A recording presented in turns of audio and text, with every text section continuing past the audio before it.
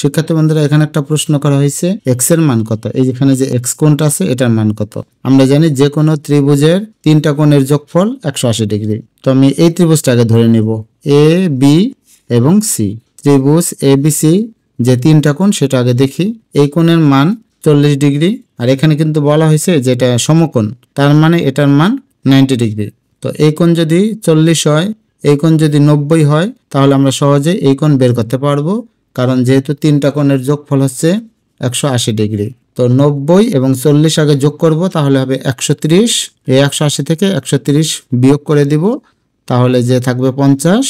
এই সি কোণের মান তখন হয়ে যাবে 50। এখন এই কোণের মান দেওয়া আছে 110, আর আমাদের বের করতে হবে এক্স এর মান কত। এখন এটাকে যদি আমি একটা ত্রিভুজ ধরে নেই, ত্রিভুজটার নাম ধরলাম ডিইসি। ত্রিভুজ ডিইসি, তখন এই ত্রিভুজের তিনটা কোণের সমষ্টি তখন হয়ে যাবে 180 ডিগ্রি। এর মধ্যে এই কোণের মান যদি হয় 110, এই কোণের মান যদি হয় 50, এই কোণের মান সহজে বের করতে পারবো। এই 110 আর এই 50 যোগ করলে হবে 160। এটা থেকে 160 বিয়োগ করে দেব, থাকবে 20 ডিগ্রি।